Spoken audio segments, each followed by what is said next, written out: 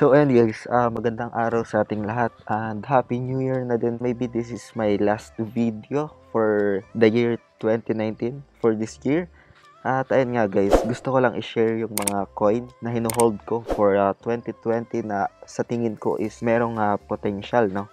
In this video, ipapakita ko na lang or i-share ko na lang by their use cases and then technical analysis kung ano yung makikita natin sa chart ng particular coin or sa coin na binanggit ko. So ayun guys, without further ado, let's go.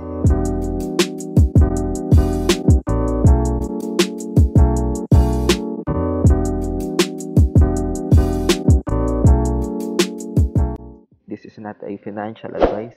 It's my only own ideas, no?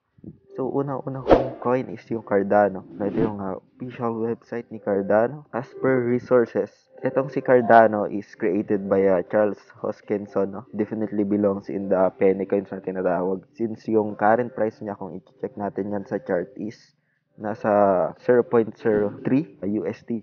Despite na mababa yung price niya, no? Ang dami niyang upgrades. Kung makikita natin, punta tayo dito sa roadmap niya. Itong Byron and then itong Shelly, no? I think based on the measurements, it's in progress, no? Yung development nito, Byron and then Shelly. So from the last few weeks, no, nilabas nila yung incentivized Shelly testnet, no? With the stake pulse dito sa itong Daedalus wallet nila. Once na mag-stake ka dyan ng Cardano, meron kang marireceive na rewards or yung staking method ni Cardano. So, yun yung kagandahan niya. And then, kung makikita natin dito sa roadmap niya, itong mga developments na to, itong smart contracts, yung GoGen, yung Basho, scaling, and then Voltaire, governance. So, kung makikita natin itong mga development na to is in progress, no? So, ayun guys, as per sources din, Cardano has announced major marketing campaign for the next year, no? So, which will develop by the well-known agency, yung Macan Dublin. Yung Macan Dublin is dati na rin yung nagtrabaho sa Microsoft, LinkedIn, and Norwegian Airlines at iba pang mga sikat na kumpanya, no? So, ngayon, meron silang major marketing campaign for 2020 pero ayun, abangan lang natin yon. Punta tayo dito sa chart niya. Ito yung current chart ni Cardano. Kita natin to sa daily. It's almost on the all-time low na yung current price action niya. For me, there will be a time para lumipad to. Hindi natin masasabi pero ako nag-hold na din ako ng coin na to and I'm not suggesting pero pwede ako mag-limit order dito sa area ng dito banda. Kung ito yung daily chart niya kung makikita natin yung all-time low niya is 0.025 in USD. Pero ito for me, meron ditong consolidation. Kung makikita natin sa early. Ayan no, mukhang nagpapakita na. Kasi tapos na to sa declining stage So maybe accumulation na to. Itong area na lang na to is under accumulation. Ayan. So ayan yung take ko kay Cardano, no. Next coin ko is yung OKB. So ito siya. Ang daming use cases nitong coin na to. Same as BNB siya or the Binance coin pero in regard sa mga features mas madami. So, ayan. It's under the OKEX platform. So, ayan. In ecology, OKChain, OKDex, OKNodes, OKB trading market. And then, sa rights trading fees, discount, OKEX Jumpstart, advantage in listing activities, and then voting. So, sa mga partners, ayan dyan yung global partners, prime investors, and designated merchant. Sobrang dami. Sobrang dami ng use cases niya. Mapapansin natin, since under siya ni OKEX, coin to ni OKEX Exchange, ang daming developments ni OKEX, no? Andyan yung, yung options trading. May options trading na sila. At USDT margin trading na inilabas nung nakaraang buwan, no? At ito, meron silang trading. In regard sa campaign and other activities, sobrang dami. Kung makikita natin, ang dami nilang giveaways ng mga nakaraan. At ayun nga, in terms of development, ang dami nilang pinoproduce na development sa exchange nila. Ito, ayan, kung makikita natin yung futures and options, which is available na sa exchange nila, sa crypto exchange, pero ang dami features. Itong buyback and burn. So, kung maalala natin si Binance or yung BNB coin is meron din ganito. At from $3, no? Lumipad yun ng mga $20. At magandang options to para mas tumaas yung presyo niya. So, ayan, OKB. So, the next one is ito yung Chainlink na tinatawag. Actually, isang magandang protocol or algorithm to ni Ethereum, no? Which is smart contracts connected to real-world data. So, nakipag-partner na dito si Google. Ayan, si Swift. Isa sa pinaka-kilala in terms of banking technology. Then Gartner. Then IC3. So, ayun, with price increase, so actually nag-increase to. So, titingnan natin sa chart niya. So, link yung pangalan niya. Link USD to. Ayan. So, yun, ito yung chart na link, no?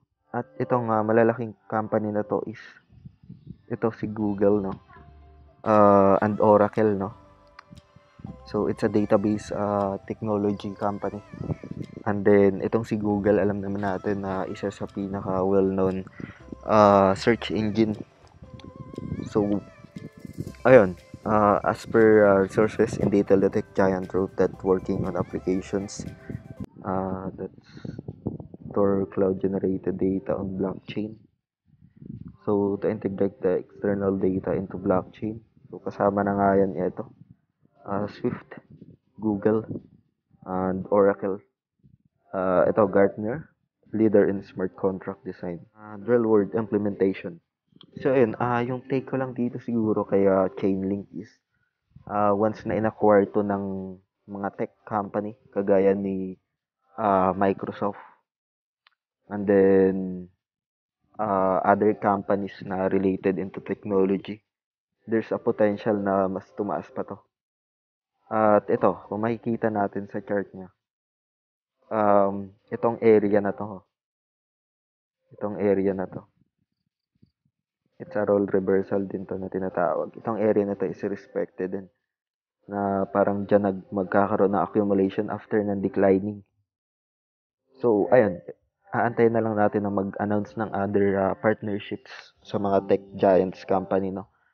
So, ayun, if ever na-announce niya yung malalaking company kagaya ni Microsoft and other stuff na gustong makipag-partner sa kanya, there's a possibility na babalikan niya tong mga area na to dito sa $2 to $3. So, ayan, yung area na yan. At, ayun, ang daming developments din. Ang daming use case nitong si Chainlink. Kung tutuusin, hindi naman makipag-partner dito si Google, which is a well-known company. And hindi naman dito makipag-partner tong malaking company na to kung hindi na lang nakitaan ng potential to. So, ayun, if ever na mag-join yung iba pa.